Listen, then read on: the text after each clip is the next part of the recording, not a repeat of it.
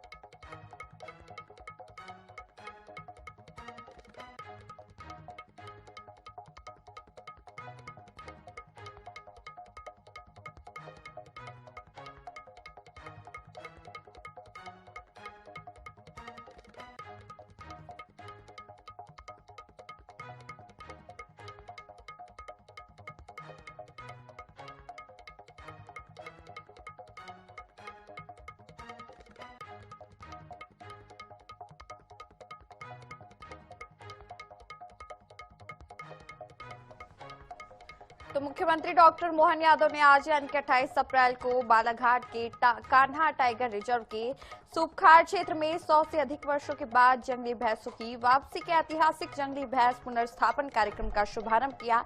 इस परियोजना के तहत असम के काजीरंगा नेशनल पार्क से जंगली भैंसें लाई गई जो विलुप्त हो गए थे। तो इस पर कान्हा नेशनल पार्क में 100 से अधिक वर्षों के बाद जंगली भैंसों की वापसी के ऐतिहासिक जंगली भैंस पुनर्स्थापना कार्यक्रम का शुभारंभ किया सीएम डॉक्टर मोहन यादव ने।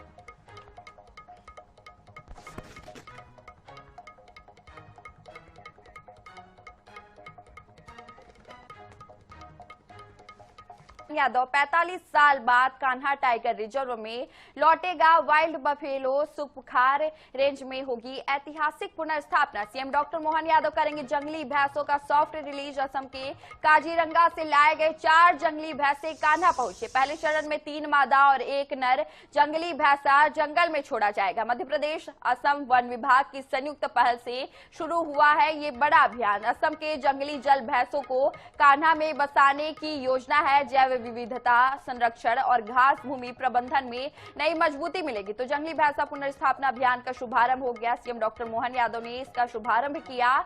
अब कान्हा नेशनल पार्क के सूपखार में सीएम डॉक्टर मोहन यादव ने शुभारंभ किया। जंगली भैंस पुनर्स्थापना अभियान का शुभारंभ कर दिया गया।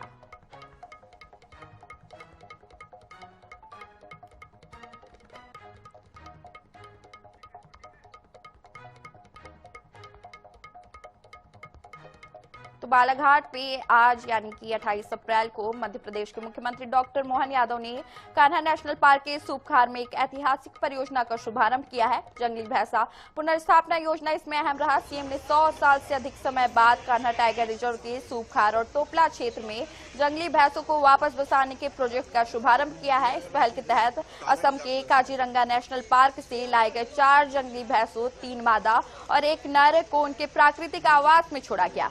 तो सूपखार रेंज में लगभग 45 साल बाद जंगली भैंसे वापस लौटे हैं, जो मध्य प्रदेश में वन्य जीव संरक्षण की दिशा में एक बड़ी उपलब्धि है। तो इस कार्यक्रम का उद्देश्य कान्हा नेशनल पार्क की पारिस्थितिकी को समृद्ध करना और जंगली भैंसों की विलुप्त होती प्रजाति का पुनरुद्धार करना है।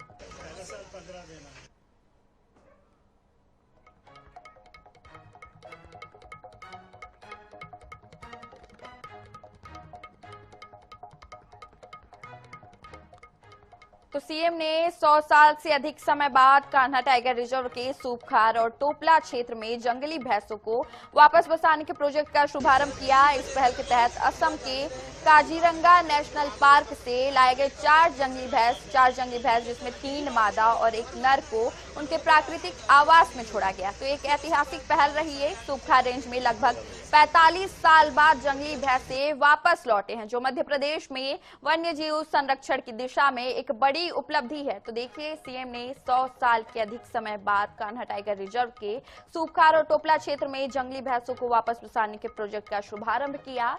जंगली भैंस पुनर्स्थापना का शुभारंभ किया और इसी दौरान इस पहल के तहत असम के काजीरंगा नेशनल पार्क से 4 जंगली भैंसे लाए गए, जिसमें 3 मादा और 1 नर थे। उनके प्राकृतिक आवास में छोड़ा गया है उन्हें। सूपखार रेंज में लगभग 45 साल बाद जंगली भैंसे वापस लौटे हैं, जो मध्य प्रदेश में वन्य जीव संरक्षण की दिशा में एक बड़ी उपलब्धि है। तो देखिए, इस कार्यक्रम का उद्देश्य कान्हा नेशनल पार्क की पारिस्थितिकी को समृद्ध करना और जंगली भैंसों की विलुप्त होती प्रजाति का पुनरुद्धार करना है।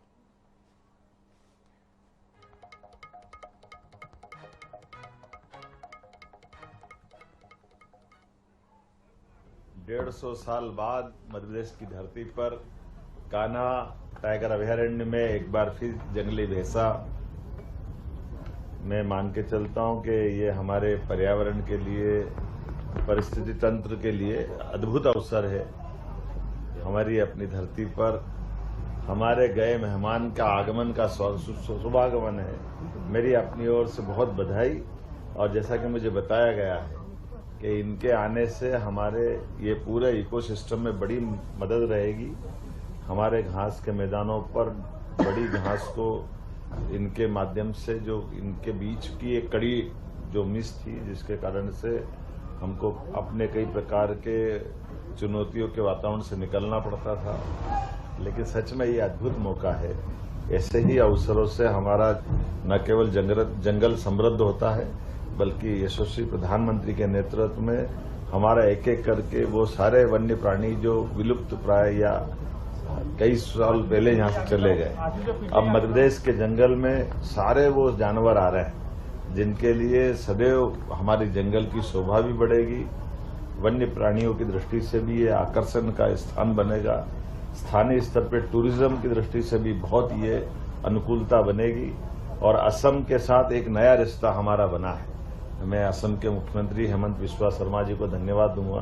पिछले से हमने विजिट की थी और जंगली भैंसा और गेंडा लाने की बात की थी और ये उस कड़ी का पहला चरण हमारा आज प्रारंभ हुआ। लगभग 4 जंगली भैंसा हमारे पास आए जिसमें 3 फीमेल 1 मेल है और ये अच्छी बात है कि ये अभी किशोरावस्था से आगे बढ़ रहे हैं।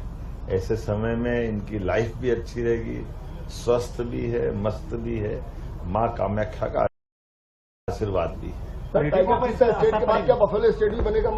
नहीं, इसी प्रकार से हमारे राज्य के अंदर आज की स्थिति में देश का चीता स्टेट हमारा अपना बना हुआ है, लेपर्ड है, भेड़िए, जंगली भेड़िए है, हमारे मगरमच्छ से लेके घड़ियाल तक और गिद्ध स्टेट हमारा बना है। ऐसे में सब प्रकार के प्राणियों से समृद्ध मध्य प्रदेश का जो अतीत का गौरवशाली पक्ष रहा है वो पुनः समृद्ध हो रहा है और एक एक करके वो सब चीजें जो कोई 100 साल पहले तक थी लेकिन ये सपना देखते थे, आज वो साकार होते दिखाई दे रहा है। हमारे और आपके साथ हम इस पीढ़ी के साथ जो छोड़ के जाएंगे वो आने वाले समय ये और आगे बढ़े, इस दिशा में लगातार काम कर रहे हैं। हमारी अपनी सरकारों का गठन होता है, सरकार के माध्यम से जनता के कल्याण के भौतिक अधोसंरचना के काम होते हैं, लेकिन समस्त चराचर जगत में परिस्थिति तंत्र के लिए जो काम होता है वो अद्वितीय होता है और इसमें कठोर और कड़े निर्णय लेने की आवश्यकता पड़ती है। मुझे इस बात की प्रसन्नता माननीय प्रधानमंत्री श्रीमान नरेंद्र मोदी जी के आशीर्वाद से 2022 में पूरे समूचे एशिया महाद्वीप से जो चीते गायब हो गए थे, न केवल उनका सफलतापूर्वक पुनर्वासाहट हुई है बल्कि हमारे 2 तो चीता के अभयारण्य आज गांधी सागर और श्योपुर कूनो में प्रारंभ हुआ, तीसरा भी हमारा सागर के पास नौरोदेही बनकर तैयार है। ऐसे में एक एक करके वो सारे वन्य प्राणियों के लिए हम काम कर रहे हैं जिनकी आज हमारे सबके लिए उस भविष्य की दृष्टि से ये धरोहर के रूप में रहेंगे। मेरी अपनी ओर से इस अवसर पर माननीय सांसद हमारी भारती पारदी जी, हमारे भगत सिंह नेताम जी, हम सब ने मिलकर आज आनंद के साथ इस अवसर के साक्षी बनने का सौभाग्य पाया है। मैं मध्य प्रदेश के लोगों को बधाई देना चाहूंगा। बीते दिन हमने नारी सशक्तिकरण का एक बड़ा निर्णय करते हुए विधानसभा का विशेष सत्र मनाया और आज ये हमने अपने जंगल की खूबसूरती बढ़ाने के लिए जंगल के नए मेहमान का स्वागत किया है। कान्हा की धरती पर सच में हमारा जंगल का एक नया इतिहास आज से प्रारंभ हो रहा है। मेरी अपनी ओर से बधाई।